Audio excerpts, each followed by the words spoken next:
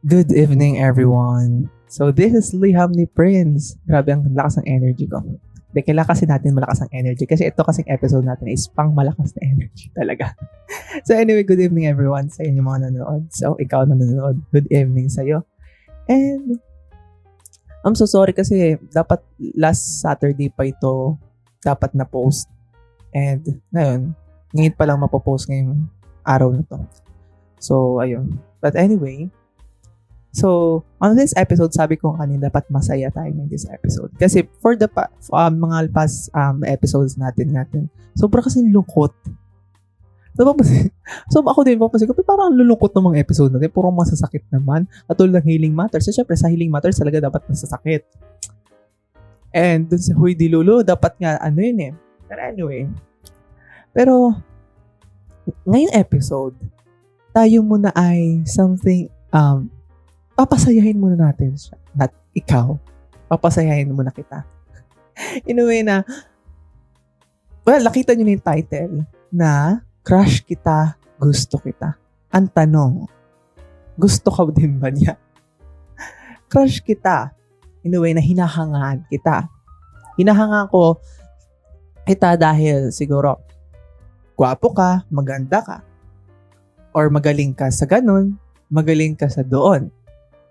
Yun ang paghanga. Crush kita. And anyway, na gusto kita, na in love na ako sa'yo. Well, almost nagsisame din naman din doon dalawa. Kaso, ang may difference lang kapag sinasabing gusto kita. Sinasabi na yun na parang in a form na parang nai-in love na ako sa'yo. Uy, nai-in love na siya. So, ayun, nai-in love na ako sa'yo.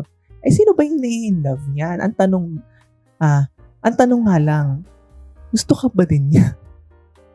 Baka kasi mamaya kasi hindi natin alam na gusto na pala tayo na gusto natin, hindi lang natin namamalayan. Kaso paano natin malalaman na gusto tayo ng ating nagugustuhan?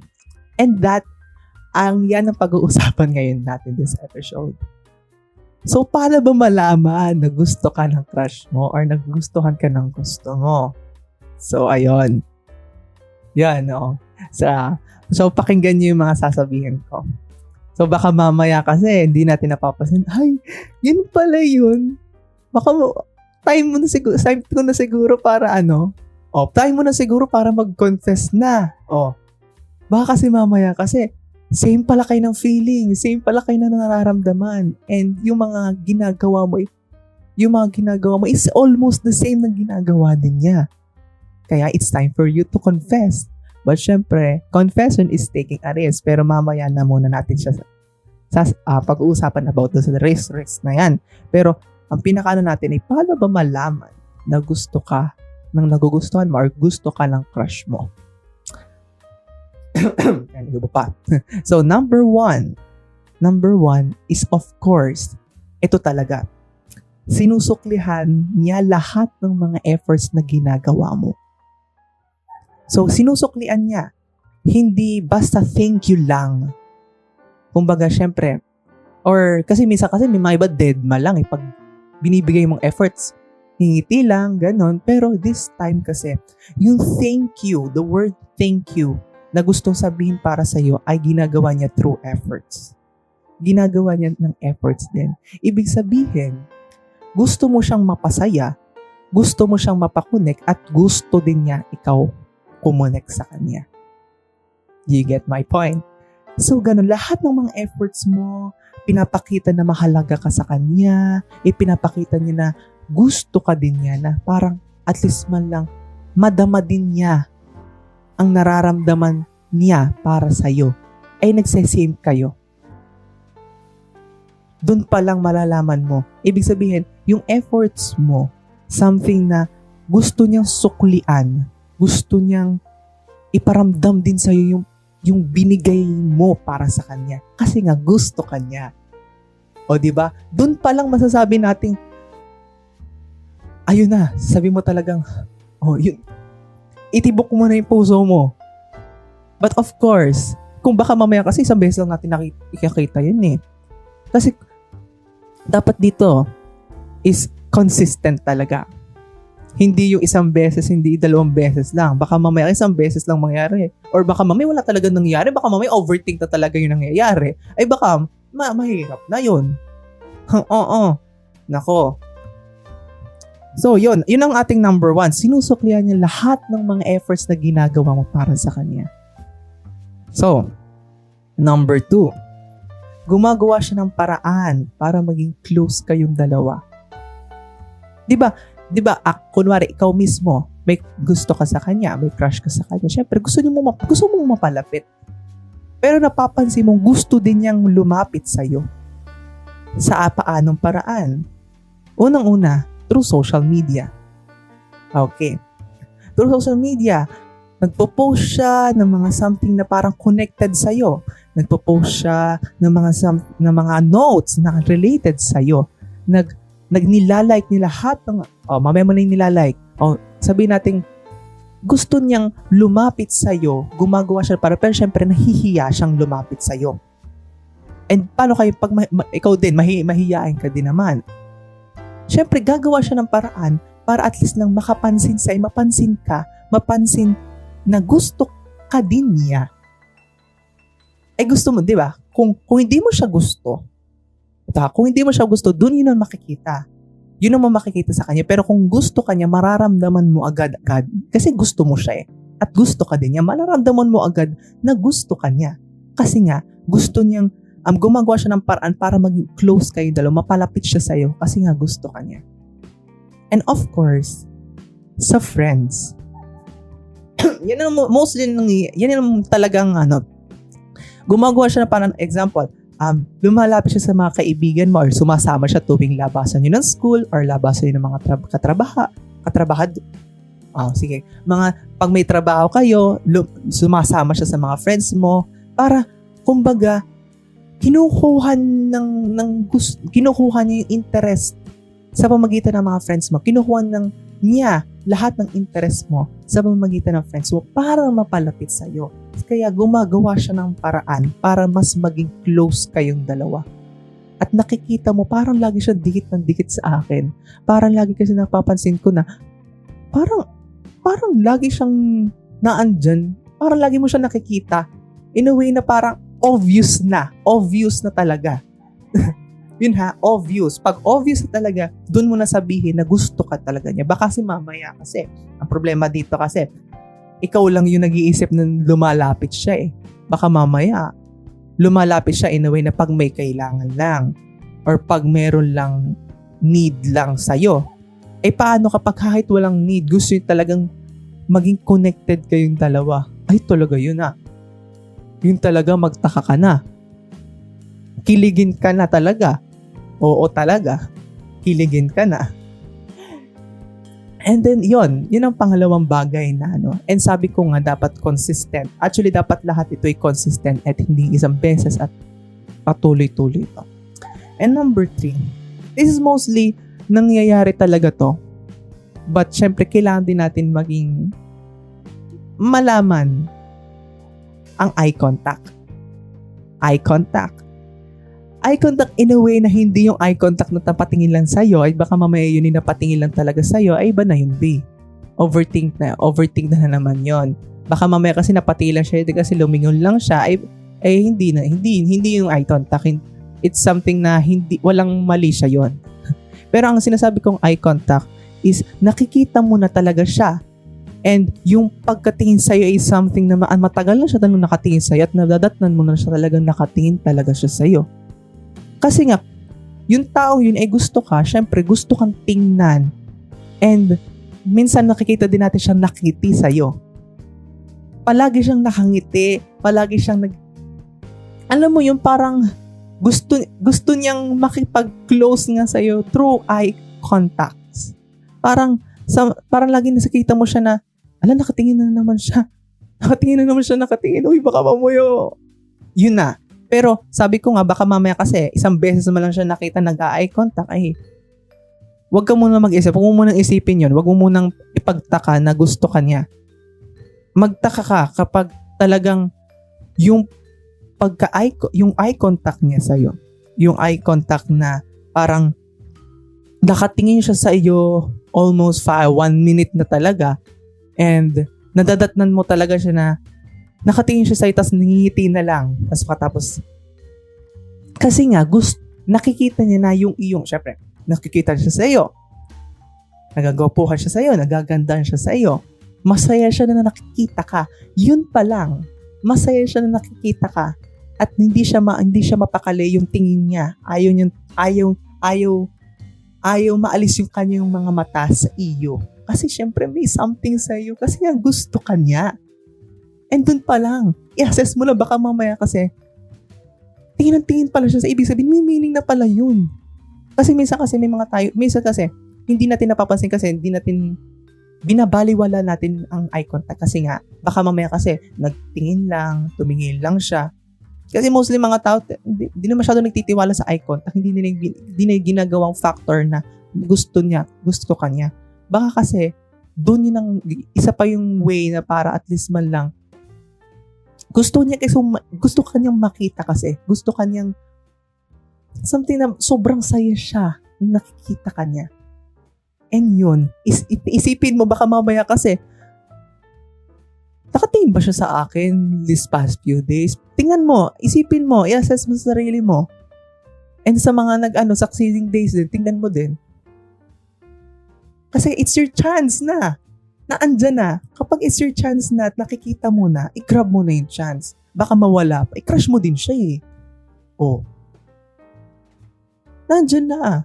Huwag mo nang sirain yung chance. Nasa harapan mo na eh. Oh, pang-apat. Be engaged more on what you post on social media. Ito yung parang similar lang doon. Gumagawa siya ng paraan para maging close ka tayo. Pero this is kasi yung lahat ng mga pinopost mo about mga crush postings or something about sa kanya na gusto mo siya, ay, grabe talaga, may ubo talaga ako. Sorry. Binibigyan niya, parang, kumbaga, inaayunan niya na. Kumbaga, something na, gumagawa ka ng something story about sa kanya, nagno-notes ka about sa kanya, and sumasagot siya. Pero syempre, hindi naman yung obvious na sagot. Syempre, ayaw niya agad kasi pag may gusto talaga, kunwari ako may gusto sa someone, hindi talaga ako magpapak-obvious na may gusto talaga ako. Gagawa ko ng something na parang kahit man lang hint na gusto ka niya. And isipin mo yung every notes na nilalagay niya, baka kasi related sa'yo. Isipin mo yung mga notes niya. Isipin mo yung mga pinopost na din niya. Yung mga post mo. Baka mamaya kasi hindi mo napapansin. Nilalike niya pala and consistent yung pag-like. Ayun talaga. Sabihin mo talaga sa sarili mo na kiligin ka na. Doon ka, yun ang part na kiligin ka na kapag talaga nakita mong consistent na parang lahat ng post ko about sa kanya nilalike niya. Or something na mapapansin mo na parang may kakaiba na sa notes niya na halos related lahat sa'yo. It's your time na para malaman, it's your time na para kiligin ka. Sabihin mo na, mag-confess ka na. Oh, di ba? So, be engaged more on what you post on social media. Sa notes man yan, sa IG notes man yan, ay may messenger notes na, baka mamaya meron na din doon. Or sa Facebook, sa kanyang mga sineshared posts, or sa kanyang mga in-story, or minsan sa mga pinopost, yung mga emojis. Kahit din, attentive din sa mga emojis na inaali, baka kasi may mga ibang parang, ito yung emoji para masabing siya yun. Oh, diba? Kasi, syempre, ayaw nilang sabihin talaga agad-agad na sasabihin. Parang magagawa yun ng mga something parang pahirit man lang na related sa'yo. O, diba? And, number 5, they want to know about you. They want to know about you na interested siya na makilala ka in a way na gumagawa siya ng way para malaman kung ano yung mga hilig mo. As I said kanina, para gumagawa siya para maging close kayo. Lumalapit siya sa mga kaibigan mo.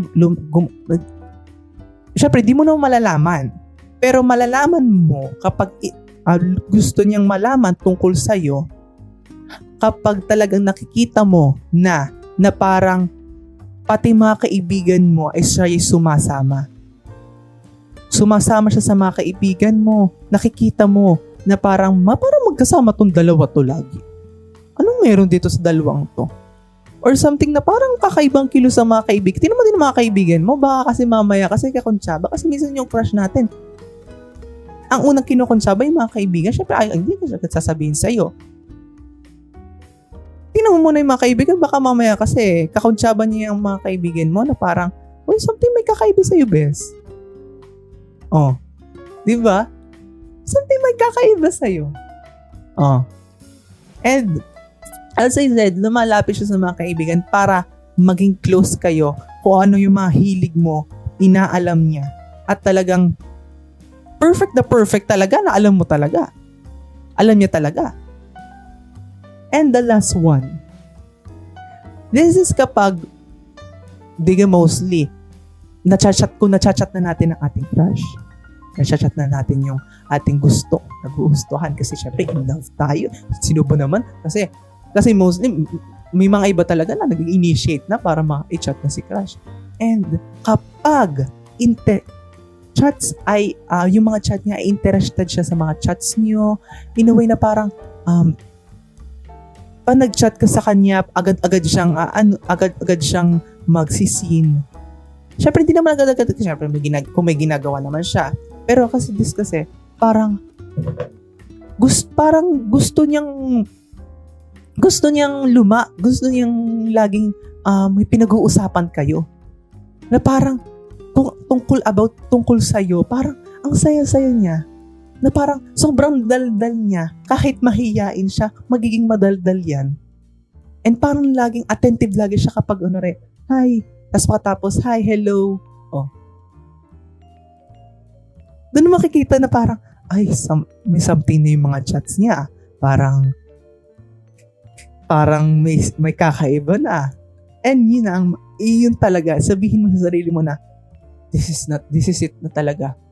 Kung hindi ka pa nakapag-confess at nakikita mo itong mga bagay nito, itong 6 things na para malaman na crush ka talaga ng crush mo or gusto ka ng gusto mo, i-grab mo na yung opportunity para mag-confess na baka mamaya kasi same din kayo ng feelings, gusto ko din niya. O, edi masaya ka na. O, diba? At least, meron ka ng inspiration. Di kasi crush is something, yung nagugustuhan natin, isa yung inspiration. Ginagawa natin siyang inspiration para magpatuloy, para sa school man yan, sa work man yan, siya yung nagiging inspiration mo para lumakas ka. And lalo na kapag gusto ka niya, talaga makakasama mo na siya. O, tumpak! O, diba? And something na, itong mga bagay na ito lagi kong sinasabi, from the first start, sinabi ko dapat consistent. Hindi dapat isang beses mo lang napapansin. Baka sa isang beses nga napapansin niya ay hindi na okay yon. Hindi na okay yon. Kasi kung isang beses mo lang napapansin, talagang agad-agad kang kinikilig at binibigyan mo yung meaning, ay baka mamaya pupunta na yun sa overthinking. Ino-overthink mo na lang talaga na yun at yun ang nangyayari. Okay? So, yun ang mga bagay na malaman man lang. Alam ko may mga ilan pa. And hindi pa enough to actually.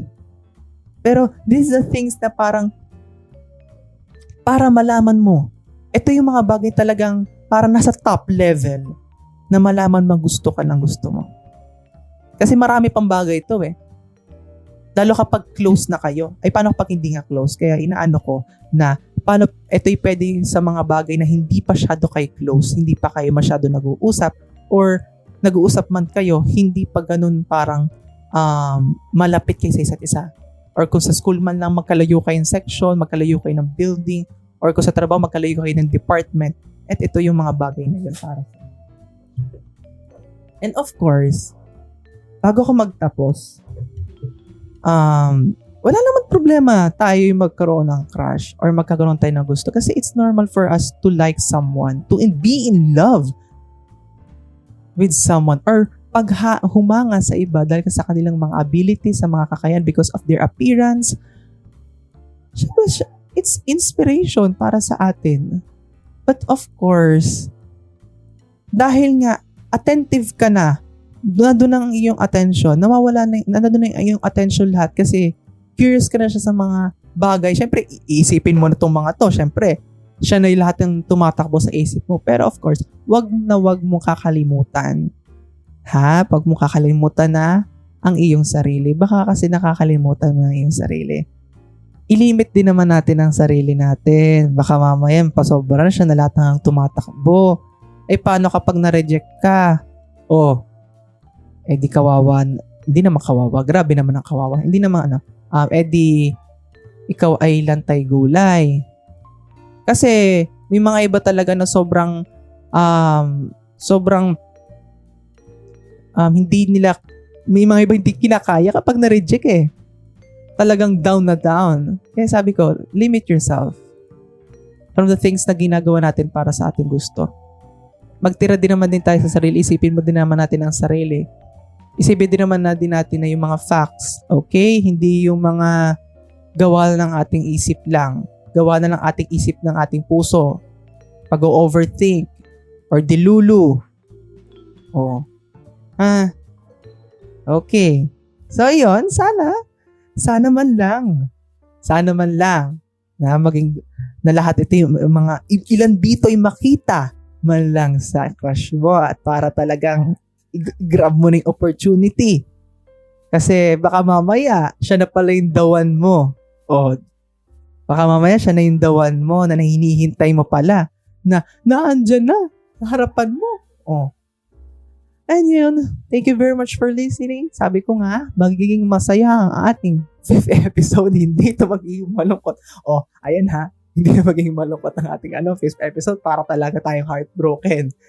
Anyway, so thank you very much for listening. And also follow us on Twitter at LihamNiPrince11. And also to our Tumblr, meron na tayong Tumblr at LihamNiPrince11. And syempre, these are our podcasts here on Spotify. Follow yung ating podcast, and if you want to rate us, you can rate. And of course, what do you think about this episode? Na doon sa baba nasa pinakababa makikita nyo, scroll lang kayo. And anong gusto nyo sabihin sa ating episode na ito? Baka mamaya kasi meron kayong insights at pwede nating gawan pa ng another episode about crush kita, gusto kita. So yan, thank you very much for listening on our 4th episode, on our 5th episode. So only here on Spotify Podcast. Have a good night.